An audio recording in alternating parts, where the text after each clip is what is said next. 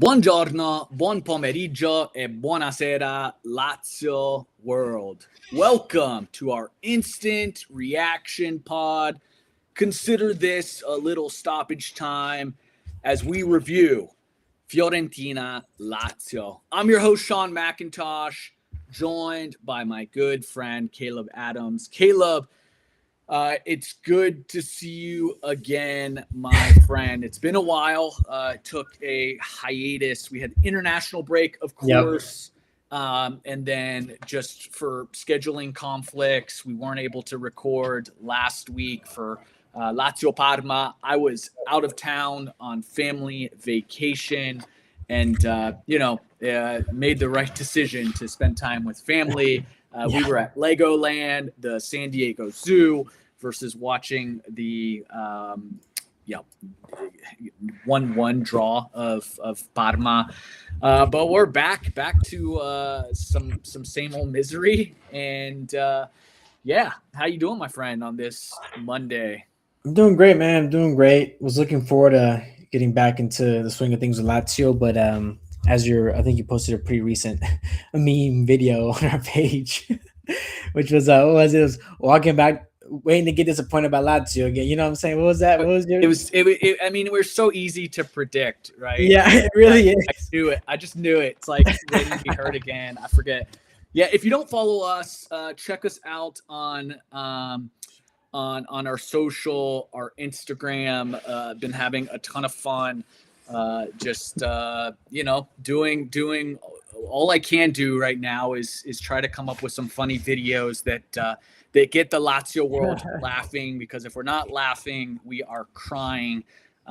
Let's jump into this one, Kayla, because pretty bummer of a result. Some controversy in this one too, a bit. But look, I'll be completely transparent to our listening and viewing audience. I watched this match, but was very distracted with my day job of running a football club, and your job get in the way of watching right. games, bro. What So the heck? just had the game on in the background and had some meetings. Was trying to tune in, and so I'll be leaning on you, who had a much greater opportunity to fixate and do what you do watching the matches. So there were a couple nice surprises from the starting 11, with Zaccagni back after being out for some time due to injury. Basic, who was out even longer, back in the starting 11.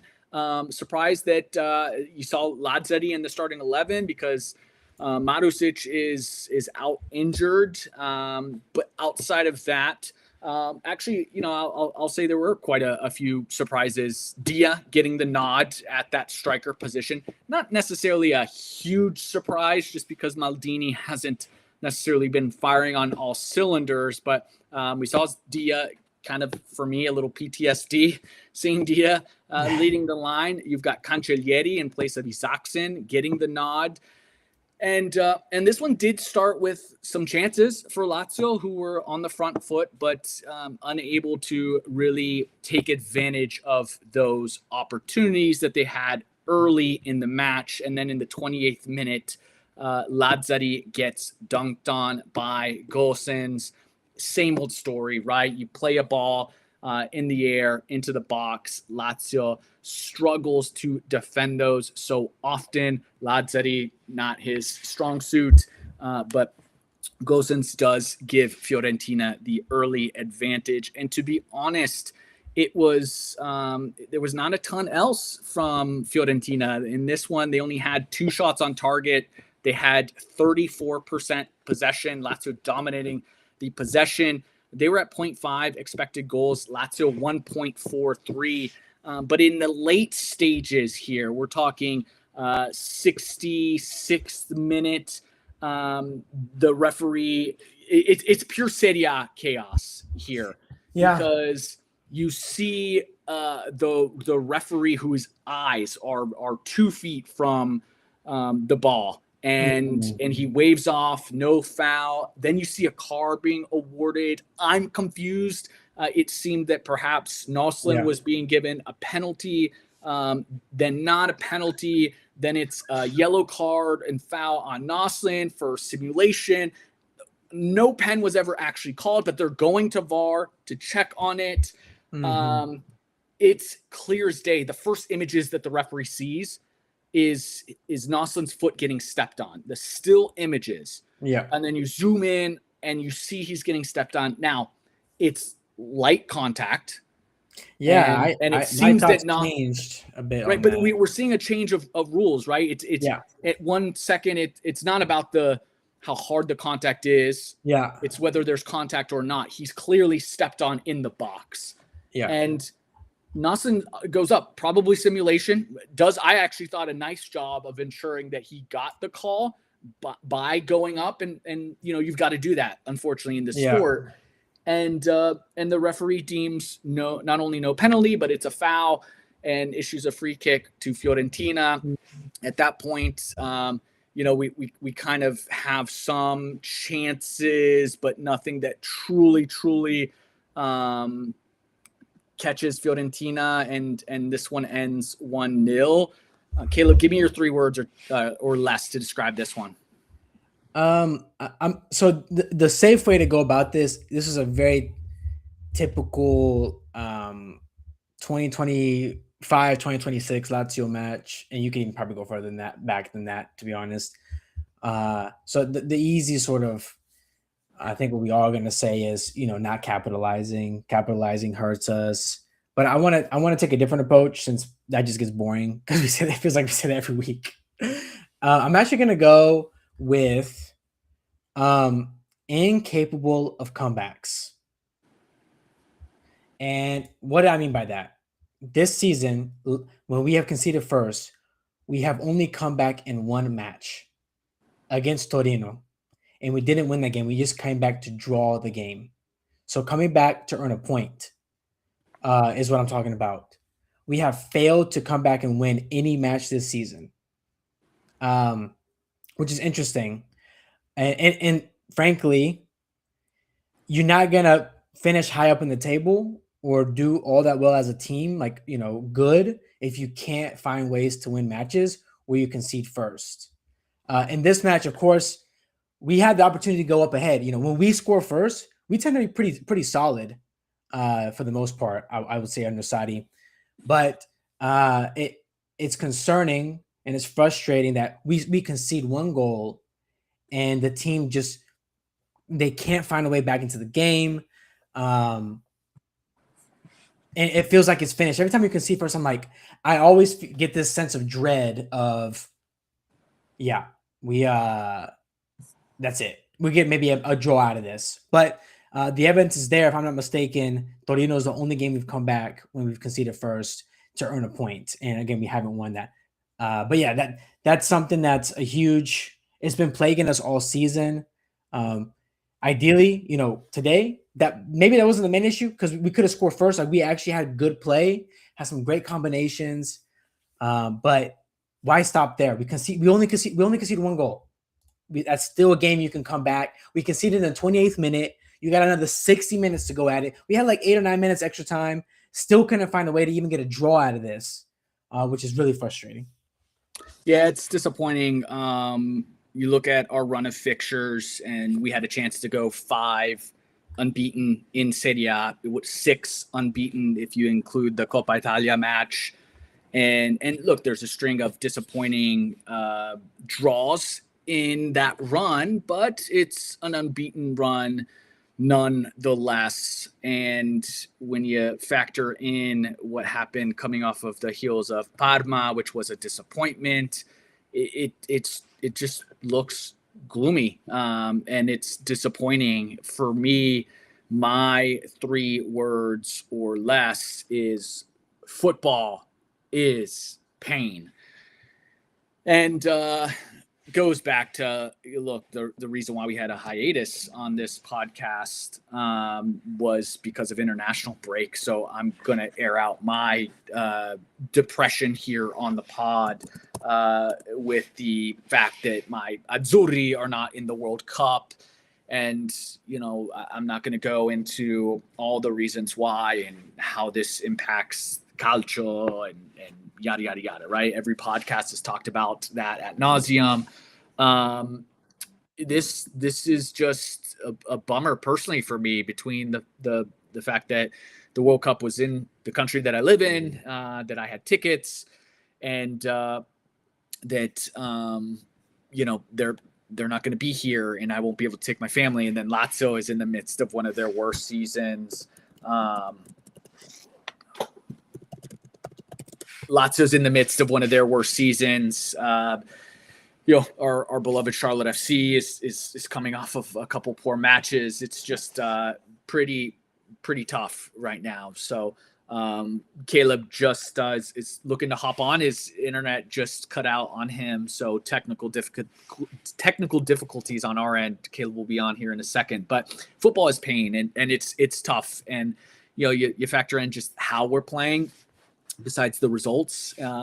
It was tough, even just as a supporter, to find the motivation to jump in and watch this one. Caleb, I was saying my 3 words: football is pain. And then I was just kind of going through the fact that, Italy's not in the World Cup. Lazio's in the midst of one of their worst seasons in many, many years. Our beloved Charlotte FC struggling right now. It's not good in my footballing world right now. And it's we talked about the funny reel that I did, the TikTok, and it's just it truly, it's like tough to get up and watch some of these matches, and the motivation, other than like so dearly love our Lazio, but in terms of like getting ready to watch these games, knowing that the football is not going to be that appealing, knowing that the results are hard to come by, and it's tough to get motivated for a match that is so entirely meaningless. Yeah, that's a good point. And it's just I feel like that's gotta bleed into the team. Do you talk to me about what you saw today? Like, what is this lack of? Is it missed chances? Is it simple as missed chances early, and then there's you're just out of it? Yeah, it really is as simple as that, unfortunately. And maybe unfortunately it is that simple. We have 2 really, really, early in the first 15 minutes, we have 2 quality chances, one of which Dia actually set up. Zaccagni had a great opportunity, couldn't beat the goalkeeper. Cancellieri had another opportunity, couldn't beat. These are opportunities that were inside the box. Yeah. It was just the keeper to beat in both these opportunities. We couldn't beat the keeper. And as soon as that happens, we have a little momentum. If you look at the stats, there was nothing here that indicated Fiorentina were all that good today. I generally think we were a far better side today. The expected goals was 1.43 to the 0.5 Fiorentina. We had 66% possession of the ball, 6 shots on target, which normally we struggle to get shots on target. 2 big chances early on. We didn't have, it is important to note that we did not have those type of quality of chances later on, because guess what? At that point, Fiorentina's like, hey, let's close house. Let's lock it up. And Fiorentina are a pretty good side, organized defensively. And we also lost Zaccagni going into the second half, right? So we lost Zaccagni, who, that's another conversation to have, is did Sarri bring Zaccagni back too early, and now he's re-aggravated his injury, like what happened with Rovella? That's another conversation we can have, but I think it really simple as that. And because the team doesn't have a history of being able to come back in games, that really affects the team's mentality. If you as a team have lost every game that you concede first in, or gotten a draw at the best of it once, that belief, that ability to come back into the match, it just isn't there. And then on top of that, combine that with Sarri's more conservative tactics, which I think Sarri's approach works best if you're level or if you score first. I think that's where it particularly shines. It does not shine when it's behind, and we kind of see us struggling to break them apart. So it's those factors all coming in together. You have the mental aspect of it. We've never come back. Hey, we just conceded a goal. We've never come back from this all season long. During regular season play, during the Serie A play. And on top of that, you have also the loss of a guy with individual quality, playmaking ability like Zaccagni, and you have Sadi's tactics that just historic. Even when we had Milinkovic, Alberto, we struggled to come back in games. We were really, really good at scoring first and drawing and holding that and getting a goal here, getting a goal there. But under Sadi, that's been a trend, and we just can't seem to bucket, even with sort of this new set of players. So unfortunately, I think it comes down to that. We scored that goal early on. I have a really good feeling that we go home with all 3 points or at least a point, right?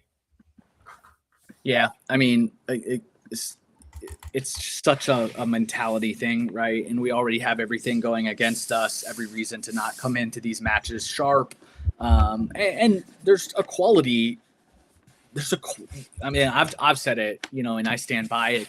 There's a real lack of quality in this squad too. Yeah. You get some of these chances, you don't have the quality to finish it. It becomes even harder.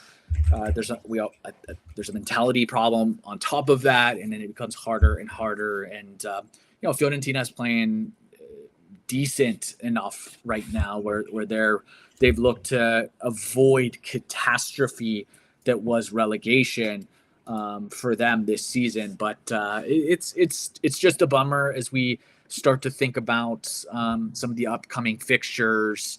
Now we've got only one between Atalanta and Coppa Italia, which is the only thing that matters now. I mean, and it's been the only thing that matters. But for a while, yeah. But before we get into that, let's talk about some of the players on the pitch and who stood out and who didn't. Caleb, who was your man of the match tonight?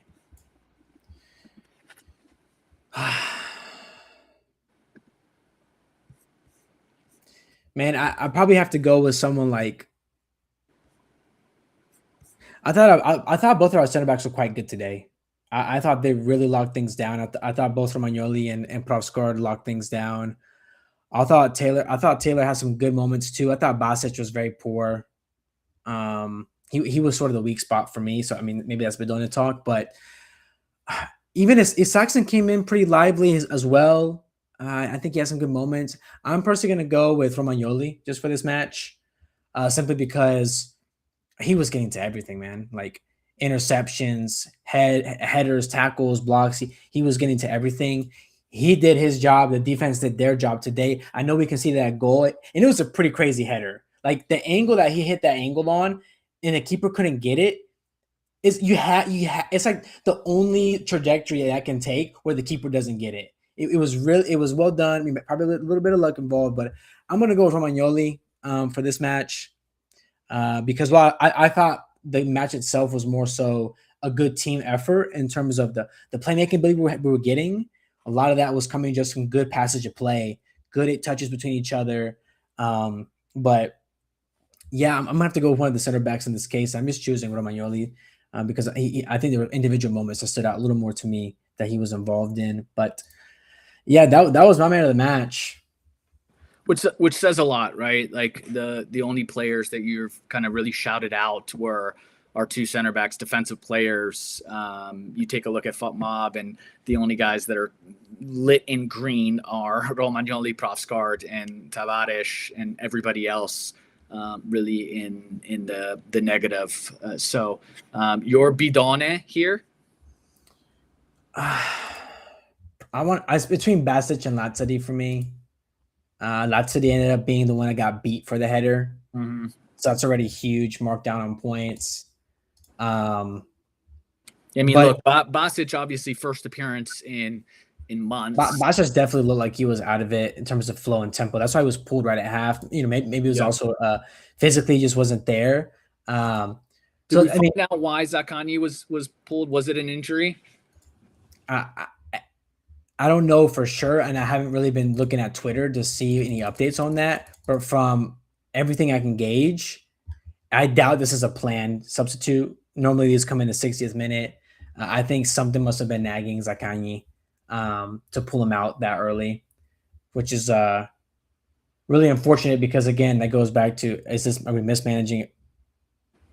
Is Zaccagni now going to be is his injury further aggravated? It's going to affect the appearance of Italia. Like you said, that's all that matters at this point. and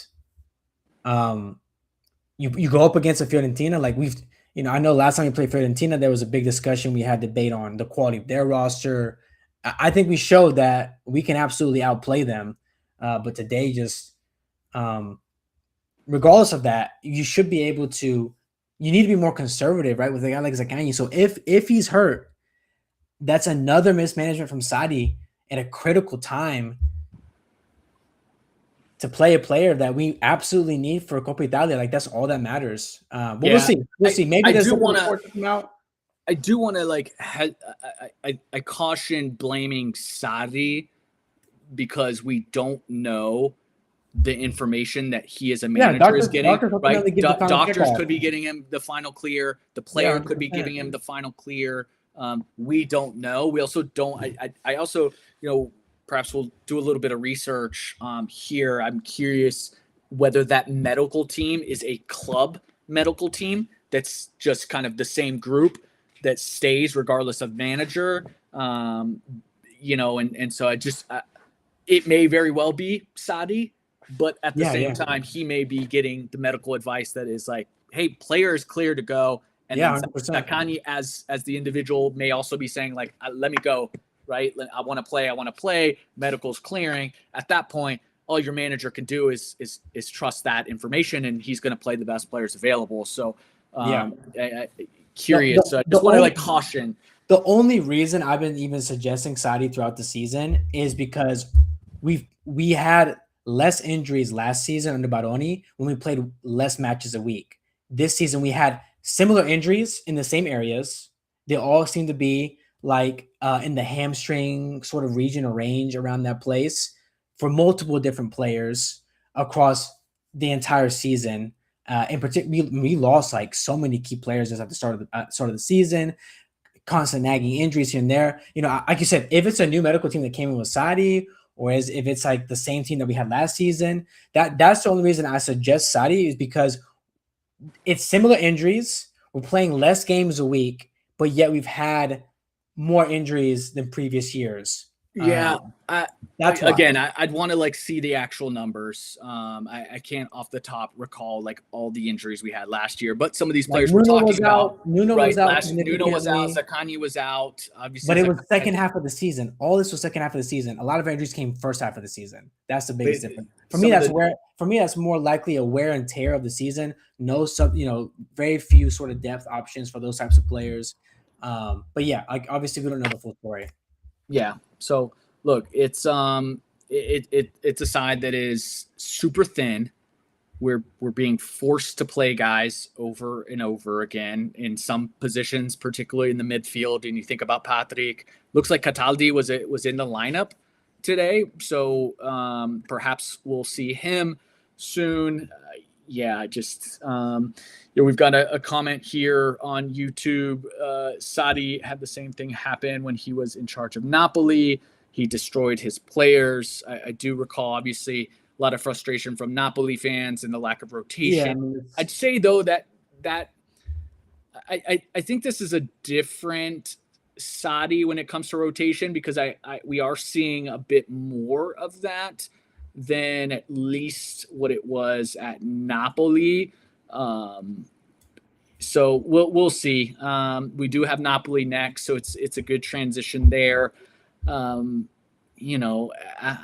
don't know, Caleb. Give me your thoughts. Is this match next weekend on Saturday with what is that? They've got Saturday, and then Wednesday they've got the Coppa Italia match.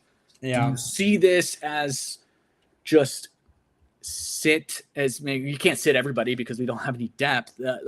How much are you balancing trying to get a bit of momentum and confidence versus just complete eye towards Bergamo and playing Atalanta? Yeah, that's a tough balance to take. I just think with how thin we are, there's no other choice but to rotate as much as we possibly can.